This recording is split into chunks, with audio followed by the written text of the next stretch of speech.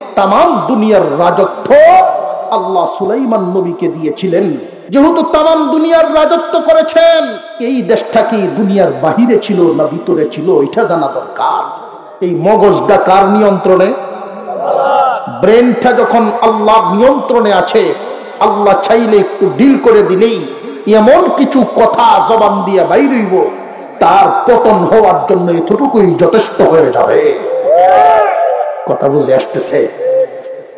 সুলাইমান আলাইহিস সালামকে আল্লাহ পাক যেইভাবে নবুয়তি দিয়েছেন, ওইভাবে রাজত্ব দিয়েছেন। শুধু কুই একটা দুইটা পাঁচটা দেশের না, তামাম দুনিয়ার রাজত্ব দান করেছিলেন। একদিন সফর মরুভূমি এলাকায়, তো উনি যখন সফরে যাইতেন, ওনার সাথী সঙ্গীদেরকে নিয়ে যাইতেন। ওনার তিনটা বাহিনী ছিল। একটা বাহিনী ছিল জিন্নাত থেকে, আরেকটা বাহিনী ছিল মানুষ থেকে, আরেকটা বাহিনী ছিল পাখিদের থেকে। মানুষ বাহিনী, জিন বাহিনী, পাখি বাহিনী, তিনটা বাহিনী ছিল ওনার। এই তিন বাহিনীকে নিয়ে উনি সফর করতেন। প্রয়োজন মাফিক যাকে যেখানে দরকার সেখানে কাজে লাগাতেন। বিশাল মরুভূমি, মরুপ্রান্তরে যখন উনি থামলেন, ওনার সামনে তিন বাহিনী দাঁড়িয়ে গেল যার যার পজিশন নিয়ে। সুলাইমান আলাইহিস সালাম তিন বাহিনীর দিকে তাকাবেন নিয়ত করলেন। সর্বপ্রথম তাকাইলেন পাখি বাহিনীর দিকে। এই তিনটা বাহিনীর মধ্যে সিরিয়ালের হিসাব করলে কোন বাহিনীটা শক্তিশালী বেশি? জিন। সবচাইতে দুর্বল কোন বাহিনীটা বেশি? পাখি বাহিনীটা শক্তির দিক থেকে কম। সুলাইমান আলাইহিস সালাম পাখিগুলোর দিকে সর্বপ্রথম তাকাইলেন। আল্লাহ পাক বলেন, وَتَفَقَّدَ الطَّيْرَ فَقَالَ مَا لِيَ لَا أَرَى الْهُدْهُدَ أَمْ كَانَ مِنَ الْغَائِبِينَ।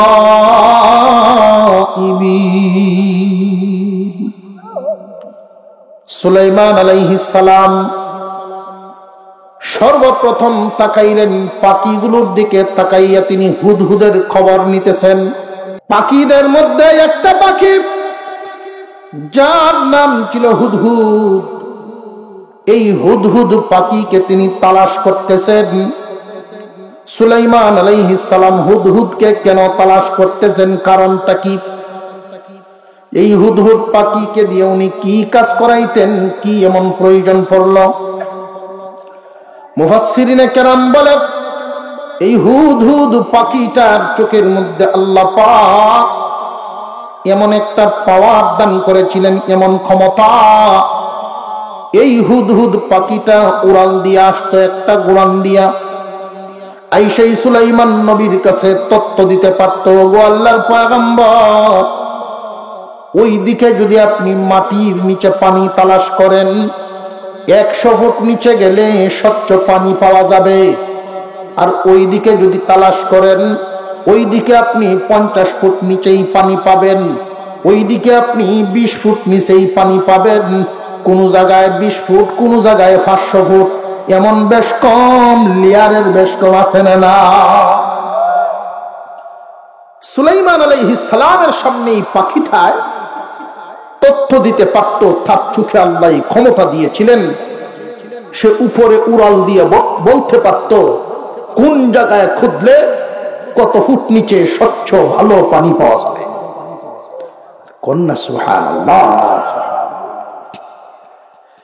মুফাসসিরিনে কেরাম এখানে একটা শিক্ষণীয় কথা উল্লেখ করেছেন টিকায়, পার্শ্ব টিকায় একটা কথা উল্লেখ করেছেন। ও দুনিয়ার মানুষ, এই যে চোখের পাওয়ারওয়ালা সেই পাখি হুদহুদ পাখি, যার চোখে এত পাওয়ার, এত শক্তি, উপরে উড়াল দিয়ে বলতে পারে কত ফুট নিচে পানি পাওয়া যায়।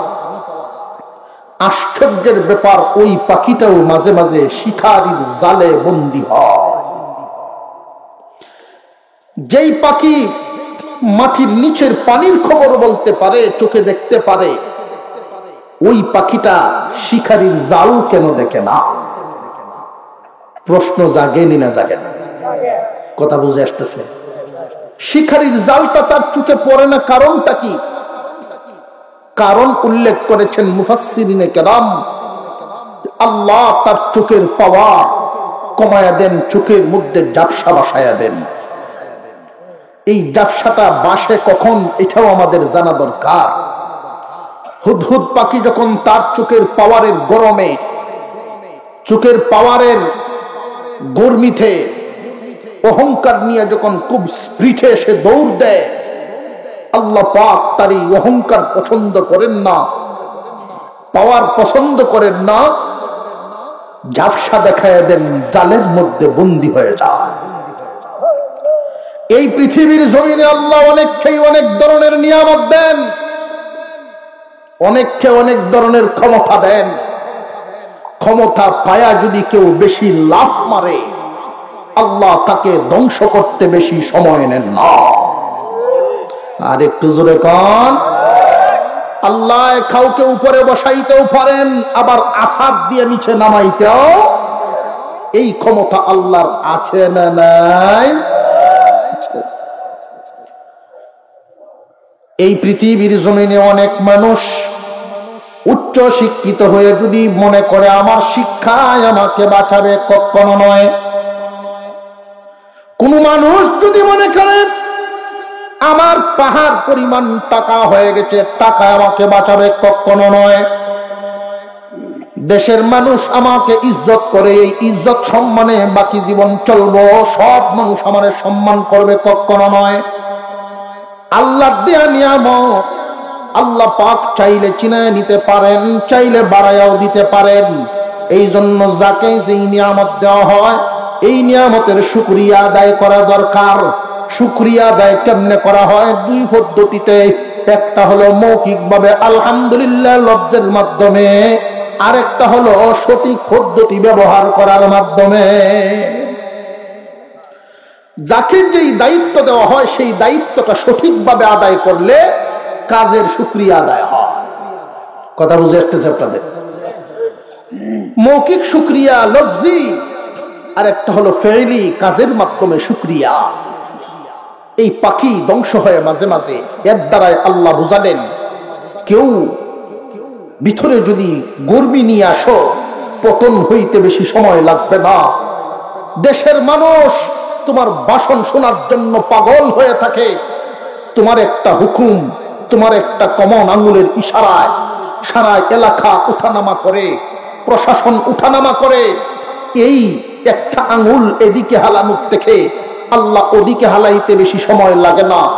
একটা উদাহরণ দিলে বুঝবেন। বিশাল জনসমাবেশে যখন একটা মানুষ বক্তব্য দিতে থাকে, মানুষটা যত বড়, তার কথার ওজনও তত বেশি, তার কথাটার গুরুত্বও তত বেশি। আল্লাহ যদি সামান্য একটু ডিল করে দেন, এই মগজটা কার নিয়ন্ত্রণে? ব্রেনটা যখন আল্লাহ নিয়ন্ত্রণে আছে, আল্লাহ চাইলে একটু ডিল করে দিলেই এমন কিছু কথা জবান দিয়ে বাইর হইব, তার পতন হওয়ার জন্য এতটুকুই যথেষ্ট হয়ে যাবে। কথা বুঝে আসতেছে?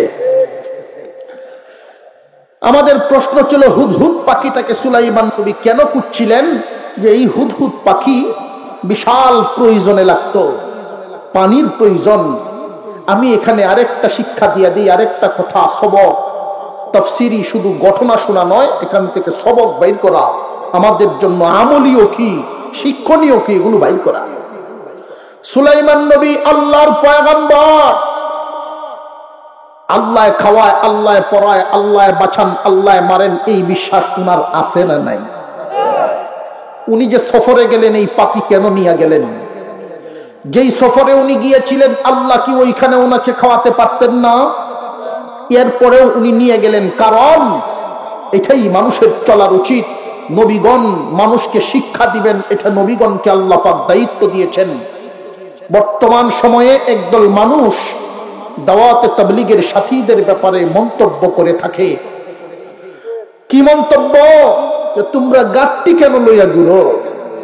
আল্লাহ যদি খাওয়ায়, আল্লাহ যদি ফালে, এই বিশ্বাস যদি তোমরা থাকে, সাউল ফাত বাড়ির তোকেন লেগিন লইয়াইছ। প্রশ্ন করেনি না করে না? এগুলো হইল অজ্ঞানী বিজ্ঞানী ব্যাখ্যাল্যমে প্রশ্ন। আল্লাহ খাওয়ায়, আল্লাহ ফালে, এই বিশ্বাস আমাদের আছে। নেই কেন? নবীগণ নিতেন। নেই কেন? নবীগণ নিতেন। এই কারণে আমরা লয়ে যাওয়া।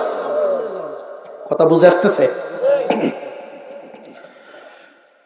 وتفقد الطير فقال ما لي لا أرى الهدهد أم كان من الغائبين।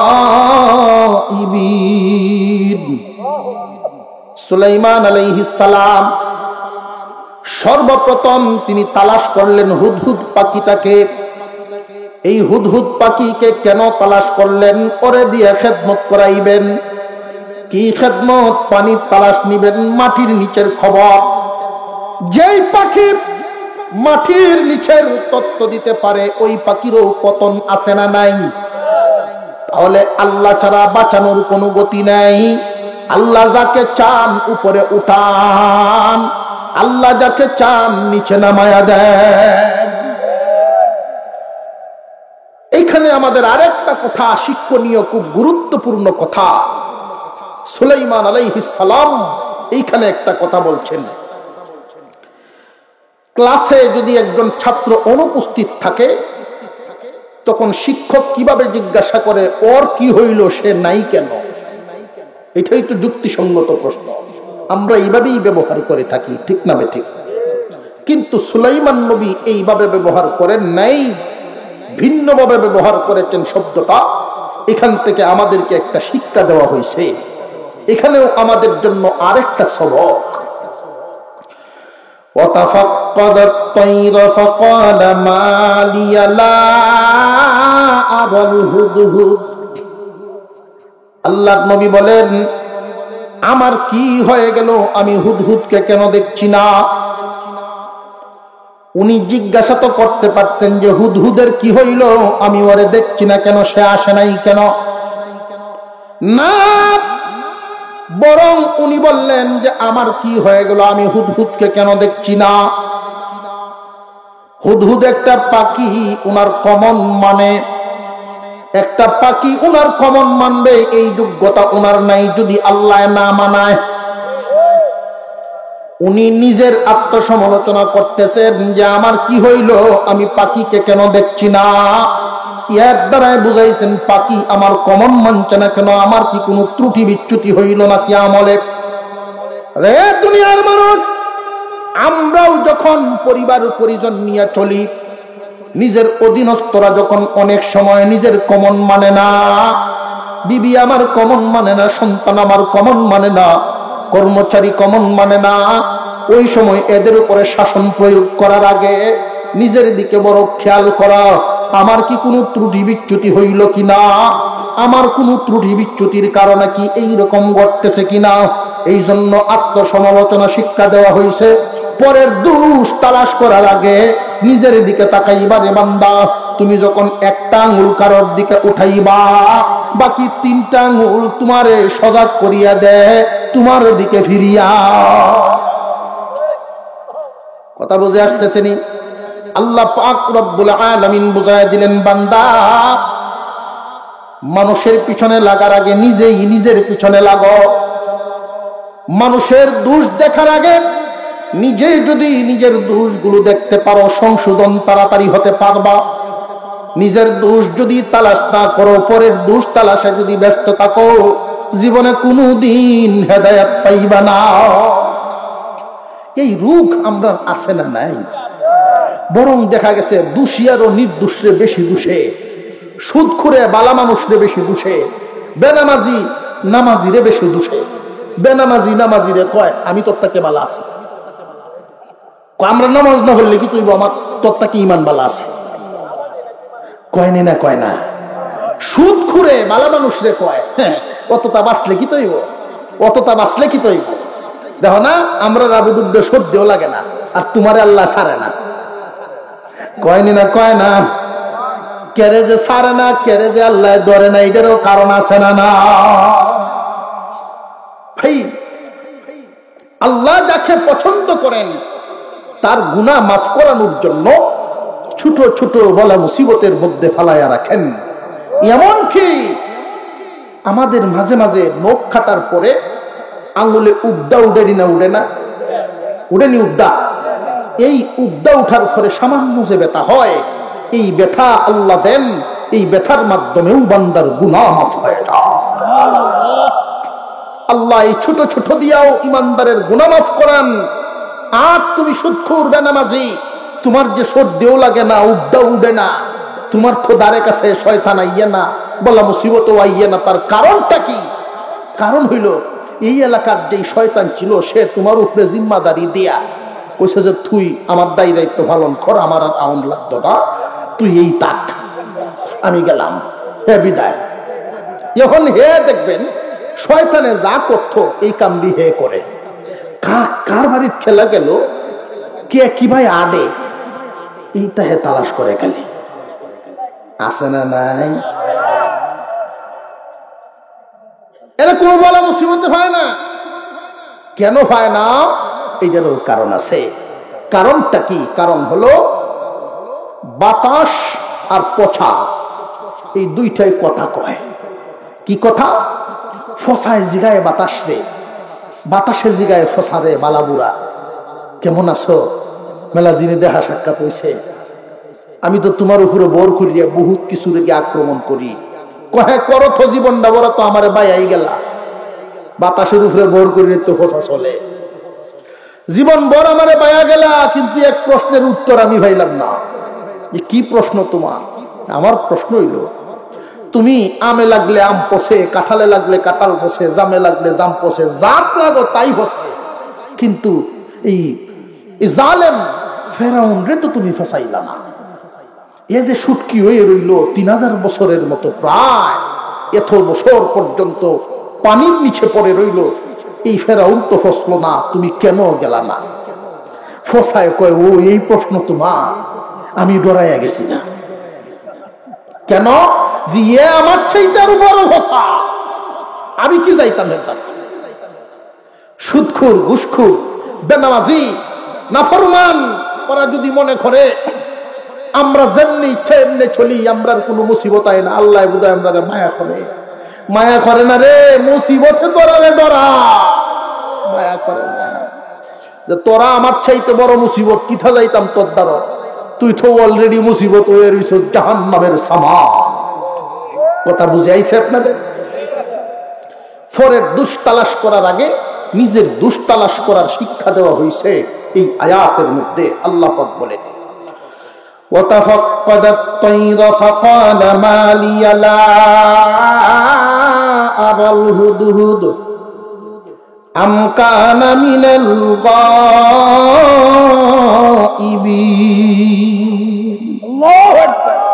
আল্লাহ পাক রব্বুল আলামিন বলেন, সুলাইমান আলাইহিস সালাম পাখি কুলের দিকে তাকায়াই তিনি বলছিলেন, আমার কি হয়ে গেল? আমি হুদহুদকে কেন দেখছি না? আমার কি হয়েছে? আমার কোনো দুর্বলতা আছে কিনা? আমার কোনো আমলের দুর্বলতা আছে কিনা? নাকি ইচ্ছাকৃতভাবে অনুপস্থিত? তখন তিনি কি কথা বলেছিলেন? লা উআযিবান্নাহু আযাবান শাদীদা আও লা আযবাহান্নাহু আও লা ইয়াতিয়ান্নি বিসুলতানিন মুবিন। আল্লাহ পাক রব্বুল আলামিন সুলাইমান আলাইহিস সালামের কথাটাকে আয়াত বানায় নাজিল করলেন শিক্ষার জন্য। সুলাইমান নবী বলেছিলেন, ওকে আমি শাস্তি দিব, এমনকি জবাই করব, আর যদি উপযুক্ত তথ্য পেশ করতে পারে, কারণ পেশ করতে পারে, তাহলে তো আর শাস্তি বা জবাইয়ের কোনো প্রয়োজন পড়ে না। ও দুনিয়ার মানুষ, এই কাজ দেখেও আমাদের একটা শিক্ষা নিতে হবে। অধীনস্থ যারা আছে এদের উপরে শাসন করতে পারবা, ওরা যদি কোনো অলসতাম করে বা অনিয়ম করে শাসন করবা, কিন্তু কারণটা আগে জানিয়া লইও। যদি আউট থেকে আসার পরে 9টা 10টায় ডেলি ভাত খায়া অভ্যাস, কাজ করে আইসা দেখছো তোমার রান্না হইছে না, এই সময় আয়াই যদি হলা দিয়ে দুমদাম শুরু করো, এটা কিন্তু জুলুম। আয়াক জিগানি লাগবো, কেন রান্না না? কারণ না জানিয়ে শাসন করা জায়েজ না না জায়েজ? কথা বুঝে আসতেছে আপনাদের? কারণ না জানিয়া শাসন করা যাইবে না। আগে কারণ জানো, কারণটা জানার পরে উপযুক্ত কারণ যদি হয়, তুমি তো শাসন করতে পারো না। না পারো, অধীনস্থ মানুষই বলেন অধীনস্থদের উপরে শাসন করা জায়েজ। এই অধীনস্থদের শাসন করা জায়েজ শব্দটা এই কারণে বললাম, বহুত প্রাণী আমাদের অধীনস্থ আছে না নাই? আর একটু জোরে কম আছে। এই কথাটা না বললে অনেক মানুষ তাকওয়ার উপরে চলতে চলতে এমন চলা চলে পেশাব করে পানি লয় না। কারণটা কি? এরকম রুগী পাওয়া গেছে দেখে কইতাছে পেশাব করে পানি লয় না, কিন্তু নামাজ করে খরচ না শরীর তো ফাঁক রাখতাম পারি না, আউরবাদলা কাজ কাম করি তো হইলে আউরবাদলা কাজ কাম করস, মাটির ছাক্কা নাই তো মাটির ছাক্কা তাহলে কি ডিলাগুলো ফ্লন যায় না? ও কার জমিনের টুকরাটা দিল কত বড় পরেজগার, কার ক্ষেতের ছাক্কাটা আমি লইয়া যদি আমি আড়া শুরু করি, এক ক্ষেতের মাটি না আরেক ক্ষেত ফালাই, এই জন্য যদি আল্লাহ আমার জিগায় কত বড় পরেজগার, কিরকম বুঝলেন ভাই? যদি দেখা যায় আপনি এমন একটা টুকরা নিছেন যেই টুকরাটা জমিন থেকে নেওয়ার কারণে তার আইলের বা জমিনের কোনো ক্ষতি হবে না, এই জন্য আল্লাহ আপনার আমলনামায় গুনাহ দিবেন না। কথা বুঝে আসতেছে মাসালা? এই কারণগুলো দিয়া দিয়ে আস্তে আস্তে একটু আগ্রহ হইতেছে, কিছু শিক্ষার্থ দরকার, তাহলে ঘটনা হলে তুই বল। আর যদি দেখা যায় আপনি নিয়ত করিয়া বলেন যে না ডিলা যখন কোলফলন লই না বছর 5 বছর ধরিয়া, আজকে যখন লই আমি এই গাড্ডাতে কাড়া আনি মাটি লই লইয়া, তাহলে ভাই হইতো না। ওজন যখন ওই বহুঞ্চি ফাল্লা তো ডহে সন্দেহ লই একটা, তাহলে তো ভাই বেটার ক্ষেত গাতা হয়ে উঠবো, এই অবস্থায় হবে না।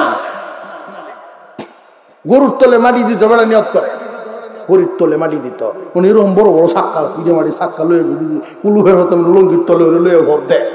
এবার 8-10 বার গেলে আইলে তো মোটামুটি গরুর তলটা বইটা দেব। উদ্দেশ্য ভালো না খারাপ, এইটা আর ওইটা আল্লাহ দেখেন না, দেখেন না? আল্লাহ সবটাই দেখেন। তুমি যদি তোমার জরুরতের কারণে কুলুপ ব্যবহার করেছো, একটা ছোট্ট মাটির ছাকা যতটুকু নিলে যথেষ্ট, এটার দ্বারা জমিনের কোনো ক্ষতি হবে না। এই ক্ষেত্রে আমরা আরেকটা কথা জানতে পারি, ফাঁকে আইসা গেছে বলে ফেলি, প্রাসঙ্গিক, এটার সাথে সম্পর্ক না। অনেক সময় দেখা গেছে যে হুজুর আমরা কোনো ব্যক্তির মাল মারছি না, একটা রাস্তা দেখছিলাম ইটের সোলিং, ইট বিছায় না মাঝে মাঝে, আগের বছর যেমন গেছিলাম এর পরের বছর গিয়া দেখি এমনি খালি মাটি রে ঘুরে রয়েছে, ইট একটাও নাই। আচ্ছা ইটের কি পাকা আছে যে উড়াল দিয়ে চলে যাবে? এই এলাকার মানুষের তো ইট নিছে, ইট নিয়া সামনের দায়িত্বের সামনে যে পিছলা যাতে না খায় দরজার সামনে বিছাইছে 4-5টা, কেউ কিছু কইবারও না, সরহারি মাল আনছে, তোর কি তো হিসাবে না রাহরস করে পারলে তুইও নেগা এই বাই করবো। অথচ এই সরকারি মাল ব্যক্তি মালের চাইতেও মারাত্মক অপরাধ। সরকারি মালের মালিক একজন না, একজন মানুষের হক নষ্ট করলে মাপ চাওয়ার একটা সুযোগ আছে, হাতে পায়ে ধরে মাপ নিতে পারবা। কিন্তু সারা এলাকার রাস্তা, এইখান থেকে এক কূপ মাটি আনলা অথবা তুমি ইট গুলো নিয়ে আসলা, সরকার যেই বাজেটটা সারা এলাকার শান্তির জন্য দিছে, ব্যবহারের জন্য দিছে, তুমি এটা ব্যক্তিগত ব্যবহার করে ফেললা, আল্লাহর কাছে যে তুমি মাপটা পাইবাই না, বান্দার হক নষ্ট করার কারণে হাসরের মাঠে তোমার নেকি নষ্ট হয়ে যাবে। আর এই নেকি নষ্ট থেকে বাঁচানোর জন্য ব্যক্তির কাছ থেকে মাপ নিতে হবে। এখন ব্যক্তি কয়জন? পুরা এলাকার 6 জন। কয়জনের কাছে মাপ চাইব? মেম্বারের এরিয়াটা মোটামুটি একটা ওয়ার্ড, চেয়ারম্যানের এরিয়াটা একটা ইউনিয়ন, এমপির এরিয়াটা আরো বড়, মন্ত্রীর এরিয়া আরো বড়, প্রধানমন্ত্রীর এরিয়া আরো বড়, যার অপরাধ যেই পরিমাণ সাজাও হবে সেই পরিমাণ। খুব সাবধান, জিম্মাদারি বড় মারাত্মক ব্যাপার, জিম্মাদারি বড় মারাত্মক ব্যাপার। لأعذبنه عذابا شديدا أو لأذبحنه أو ليأتيني بسلطان مبين। সুলাইমান আলাইহিস সালাম বলেন, আমি তাকে শাস্তি দিব। এতে বোঝা গেল অধীনস্থ প্রাণীদেরকে শাস্তি দেওয়া জায়েজ আছে, আছে না নাই? অধীনস্থ প্রাণীদেরকে শাস্তি দেওয়া জায়েজ আছে, এই মাসালাটা জানা দরকার। কারণ আমাদের অধীনে গরু বাছুর আছে না নাই, ছাগল বকরি আছে না নাই, কুকুর বিড়াল আছে না নাই। এই সমস্ত অধীনস্থ প্রাণীদেরকে মাঝে মাঝে শাসন করা জায়েজ আছে যদি অবহেলা করে বা অনিয়ম করে। কিন্তু শাসনটারও একটা পরিমাণ আছে, শাসনটার পরিমাণ আছে। শাসনের পরিমাণ কি? শাসনের পরিমাণ কতটুকুন? প্রয়োজন যতটুকুন। এই সময় যদি এদেরকে শাসন না করেন তাহলে এদেরকে শায়েস্তা রাখা যাবে না। যেমন ধরুন আপনার গরুটা যদি আরেকজনের জমিনও লাগে, এই সময় শাসনের প্রয়োজন আছে না? এই সময় গিয়া যদি পিছন তাকে ডাকতে থাকেন আর কইন আপনি আর কাইন না যায়, আপনি আর কাইন না যায়, মানব না? আর জুত করিয়া খাইব, রুজুত করিয়া খাইব। এই সময় এই কাইন না যে আপনি এই যে ওয়াজে চলতো না, এই সময় হেদায়েতুল্লাহ দিয়া মুখটাতে একটা বাড়ি দেন, মুখটাতে একটা বাড়ি দিয়া এমন তালে দিবেন বাড়িটা যাতে খাওয়াটা বন্ধ হয়ে যায়, সে রাস্তার মূল অন্যদিকে ঘুরাইয়া নেয়। এতটুকুই যথেষ্ট। শাসন করার অনুমতি আছে কতটুকুন? প্রয়োজন যতটুকুন। কথা বুঝে আসতেছে আপনাদের? এখন শাসনের অনুমতি পাইছেন দীক্ষা বরগরের গুসা বউর সাথে লাগছে, বরগরের গুসা নিয়ে গোল গরু জারবেন, এটি হইতো না। কথা বুঝছেন না? গোলগরের বরগরের গুসা গোল গরু নিয়ে জারে, বউর সাথে ভাসছে না, মাথাটা গরম রে, কিটা করতাম, এমন ফিটা ধরাইছে গরু রে, বাড়ি যাইয়া জিম্মা বাড়ি ফিরেছে গরু। এমন জালিমও আছে না নাই? আহা, বুবা প্রাণী, এই বুবা প্রাণী সেইভাবে মারা যাবে না। পাখিটার অপেক্ষা করতেছেন সুলাইমান আলাইহিস সালাম। কিছুক্ষণের ভিতরেই হুদহুদ পাখি সালাম দিয়ে সামনে হাজির হয়ে গেছে। আরেকটু জোরে করি সুবহানাল্লাহ। فمكث غير بعيد فقال أحطت بما لم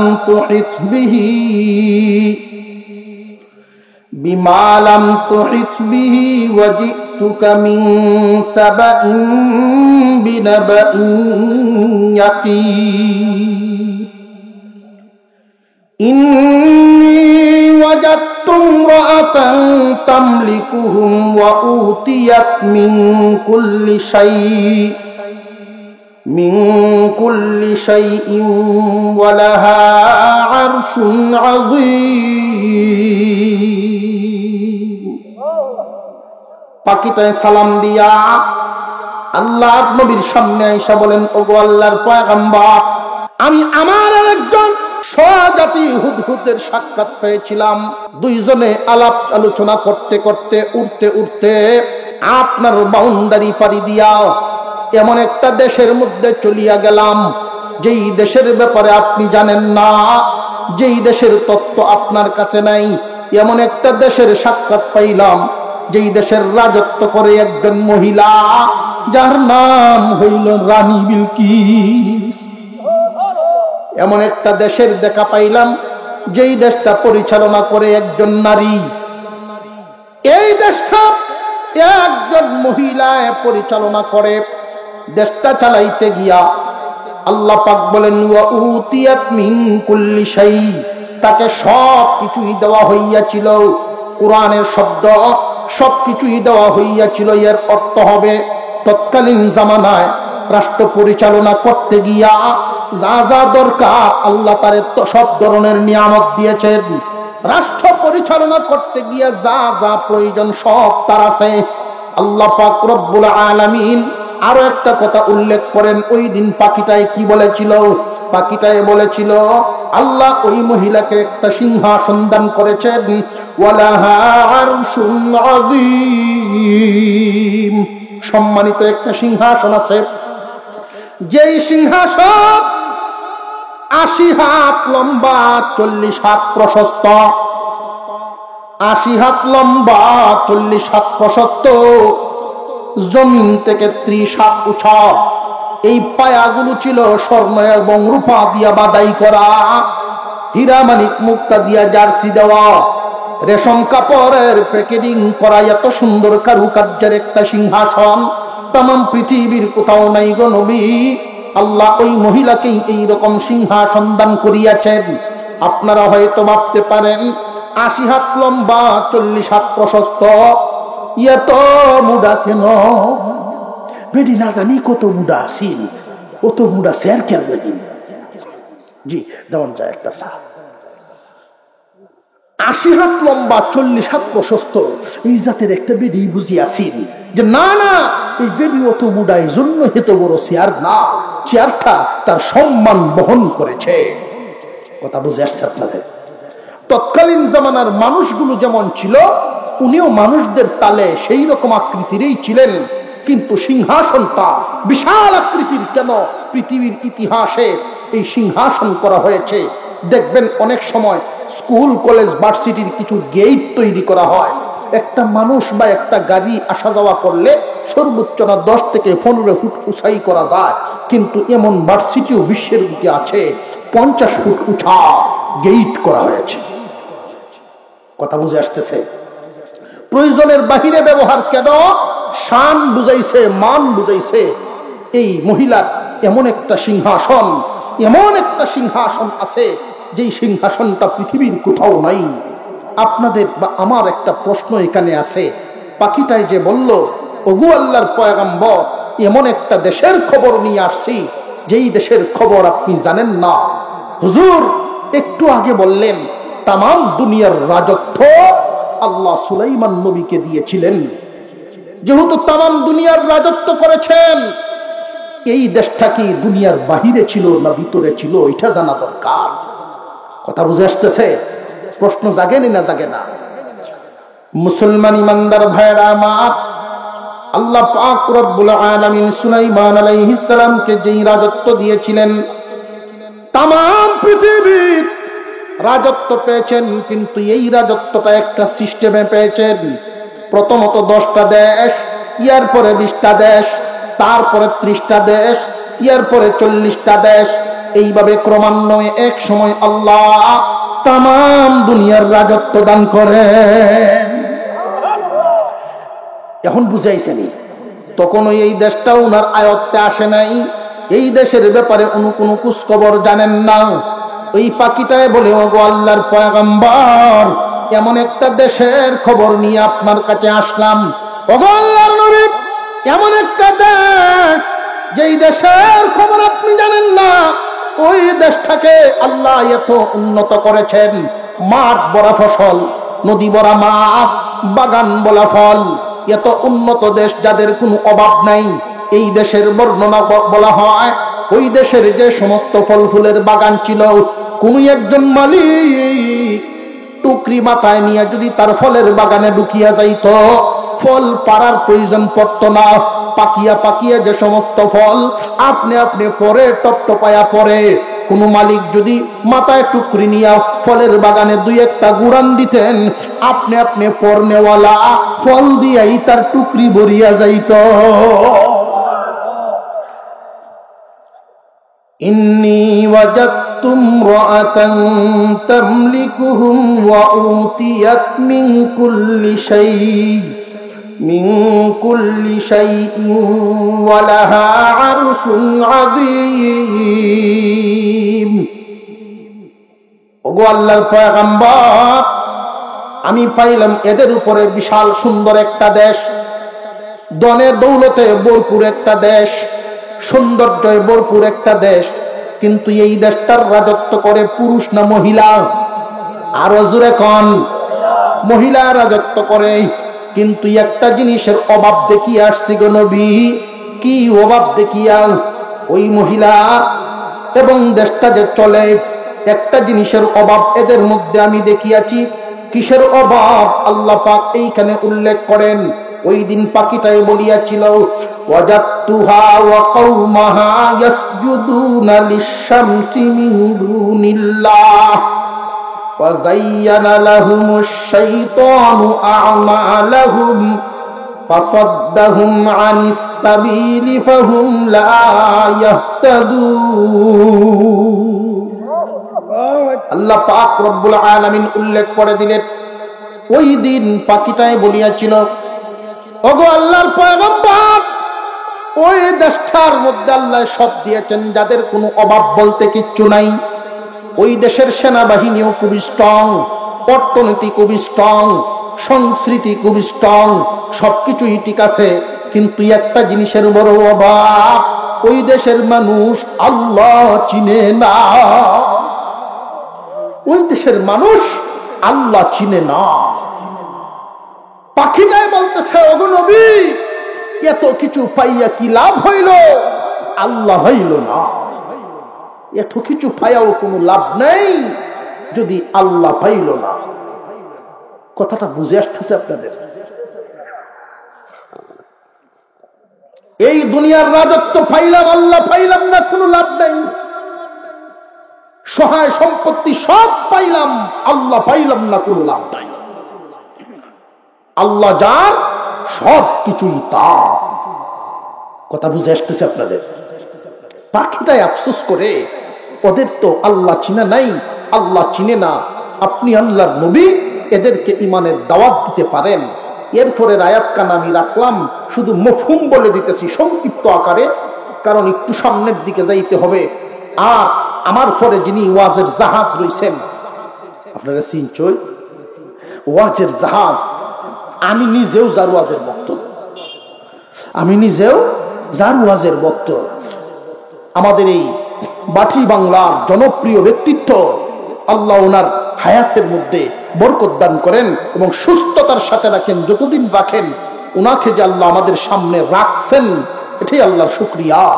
বহুদিন এই রাস্তার মধ্যে, আমার বয়স কিন্তু আমার বাপেরও বড়, আমার যে আব্বার বয়স ছিল, যে হিসাব মিলাইছি, উনারও বয়সে বড়, উনারও বয়সের বড়, উনার ওয়াজের বয়স। আমার আব্বার বয়সের বড়, উনার ওয়াজের বয়স, উনার বয়সটা। কথা বুঝেন না? একবার বুড়া খুঁজে নিজের মনে করতেছে সারা এলাকার মুরব্বী উনি।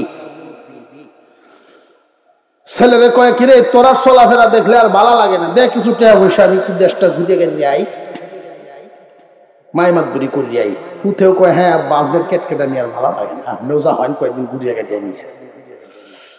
উনার মনে মনে উনি হইলেন এই দেশে সবচেয়ে বড় মুরব্বী। কিছু টাকা পয়সা লইয়া ঘুরতে গেছে, যাইতে যাইতে অনেক দূর একটা এলাকায় গেছেন, গিয়া দেখেন উনার চাইতে অনুমানিক আরো 15 বছরের বড় হইব আর একজন বুড়া মানুষ পথের দ্বারা বইয়া কান্দে। আশ্চর্য হয়ে গেছেন প্রথম দেখিয়াই, ফিরে দাদা আমার থেকে বড় বেড়াও আসা যা যায়। আমি তো বুঝছিলাম আমি মুরব্বী। গেছে সাজি বুড়া মানুষ কান্তাছুন, কি তো মনের কি দুঃখ বাবা, কোনটা হইল? কিতা কইতাম, আব্বা আমারে মারছে।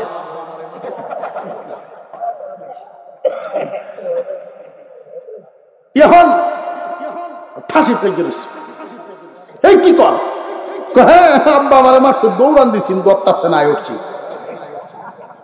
বেড়া তো ব্যাক করে লইছে রে, আমি নিজের বুড়া উঠছিলাম, কি চিন্তা হইলে গরম হয়ে গেছি। আহা, আপনার আব্বা কই? কই বাংলা ঘরের বারিন্দার দইতে হয়েছে, কলসি উক্কা গাইতেছে। কলসি উক্কা শুনছেন না? উক্কা একখানো লতার একখানো। তো উনি আগাইছে, যা কিছু গপ সপ করি আর বুড়াটারে দেখতে হয়। গেছে, গিয়া দেখারি পাবে বুড়াও কি কপালে সামরা সুমরা বললিয়া বুঝা যায় আজরাইল কয়েকবার ঘুরিয়ে গেছে।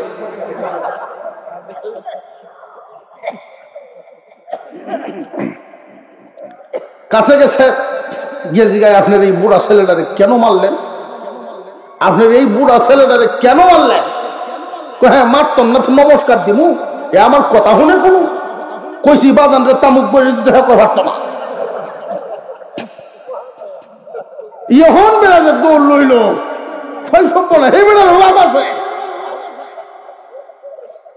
আমি কইছি বাজান রে তামুকটা বলে দিত, হে কয় ভাবত না বলে মারতাম না তো নমস্কার যা। বেড়াদিন তো গেল।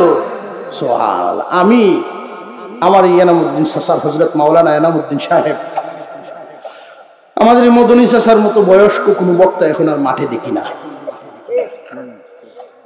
যত বুড়াই মুরব্বিয়ানা দেখাও, আমি এরকম মুরব্বী বাংলাদেশ আর দিই।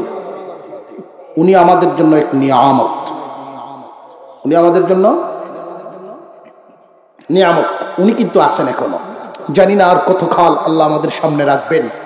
এইভাবে সামনাসামনি কথা শোনা যাবে, আর কতকাল এই চেহারা দেখতে পারবো, এই জমানের কথা শুনতে পারবো।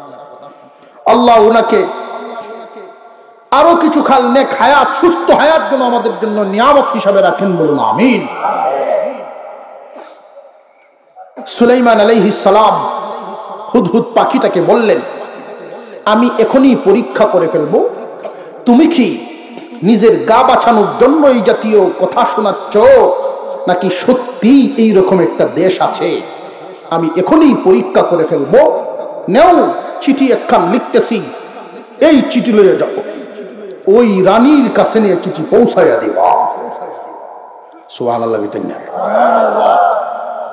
রানীর কাছে চিঠি পৌঁছানোর জন্য সুলাইমান আলাইহিস সালাম চিঠি লিখলেন।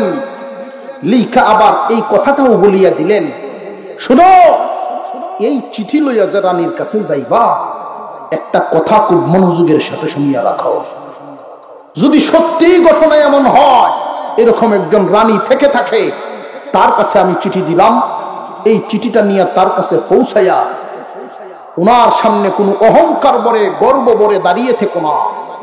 চিঠি দেওয়ার পরে সাথে সাথে সেখান থেকে সরে যাইবা, কারণ তোমার ভিতরে একটা ভাব থাকতে পারে, কারণ তুমি সুলাইমান, বাদশাহ সুলাইমানের দরবার থেকে গেছো, তোমার একটা ভাব থাকতে পারে। এই ভাবটা কিন্তু সেখানে গিয়ে রাখো না, কারণ উনিও একজন একটা দেশের প্রধান। কথা বুঝে আসতেছে? আমরা দেখবেন চেয়ারম্যানের সাথে থাকে, চেয়ারম্যানের সাথে থাকে হেয়ার শৈল্য 3 চেয়ারম্যানের ভাবা আছে না নাই? গফ করে ভাই, চিনস আমার চিনস, আমি কাল লোক কি চিনস চিনস ভালো না, কুদান খুব ডাট ডাট কুদান আছে না নাই? সুলাইমান আলাইহিস সালাম এই জন্য এই পাখিটাকে কথা বলে দিলেন, সাবধান, নিজে গর্ব ভরে এই জাতীয় কোনো কথাবার্তা বলবা না, বিয়াদবি করবা না। চিঠিটা দিয়া উনার সামন থেকে সরে গিয়ে দূরে অবস্থান করবা, আর দেখতে পারো, দেখবা তারা চিঠি পায়া কি সিদ্ধান্ত নেয়, এর প্রতিক্রিয়া কোন ধরনের আসে। চিঠিটা নিয়ে সুলাইমান আলাইহিস সালামের পক্ষ থেকে পাখিটাই চলে গেল রানী বিলকিসের কাছে। কোন সুবহানাল্লাহ। রানী বিলকিসের কাছে গিয়া ওই চিঠি পৌঁছাইয়া দিছে। আর তখন তাদের হালতটা ছিল এমন, তারা সূর্য পূজা করার জন্য এমপি মন্ত্রী পরিষদ নিয়ে রওনা হইতেছে, মাত্র রেডি। এই টাইমেই পাখিটায় চিঠি লইয়া হাজির। কোন সুবহানাল্লাহ। চিঠি পায়া রানী বিলকিস সূর্য পূজা তো বন্ধই, চিঠিটা পড়িয়া উনি যেই কথাটা বলেছিল, যেই বক্তব্যটা দিয়েছিল, সেই বক্তব্যটা আমার আল্লাহর কাছে বড় পছন্দ হয়ে গেছে। আর একটু জোরে কন্যা সুবহান। আমার আল্লাহর কাছে এটা পছন্দ হওয়ার কারণে আল্লাহ বলেন, ও রানী বিলকিস, তোমার একটা হাদিয়া দিবার চাই। কি হাদিয়া? আর উনি পছন্দ করে কি বলেছিলেন, আমরা একটু আয়াতে ঢুকি। قالت يا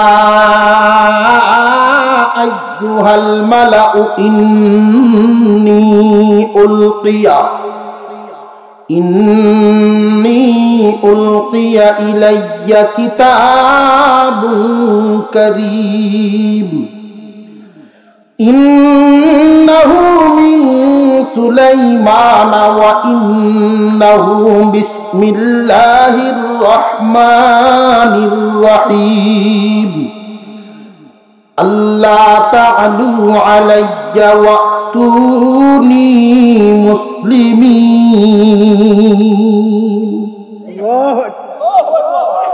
এই রানী বিলকিস চিঠিটা পাইয়াই সেই বক্তব্যটা দিয়েছিল, ও আমার পরিষদ, আমার কাছে একটা সম্মানী চিঠি হাজির হয়েছে, সম্মানিত চিঠি আসিয়াছে।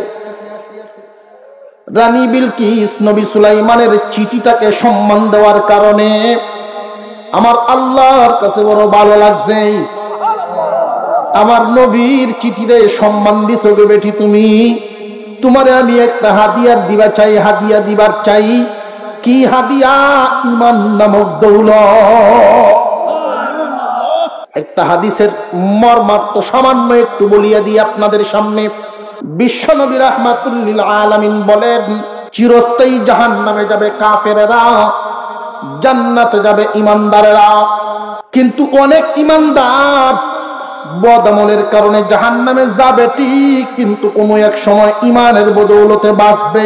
ও আমার মায়ের উম্মত, জাহান্নামের আগুন থেকে, চিরস্থায়ী আগুন থেকে যদি বাঁচতে চাও, চিরস্থায়ী আগুনে পতিত হবে কারা? বেঈমান হয়ে মরে যারা।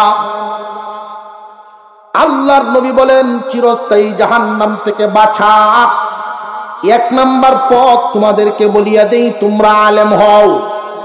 তা যদি না পারো আলেমদের ছাত্র হইবা, তাও যদি না পারো আলেমদের কথা শুনবা, সেই অনুযায়ী আমল করবা। সর্বনিম্ন রাস্তাটা আমি মুহাম্মদ বলিয়া দিলাম। আলেমদেরকে মহব্বত করবা, মহব্বত করবা, মহব্বত করবা। আল্লাহ পাক তোমাদেরকে ঈমানের সাথে মওত দিব।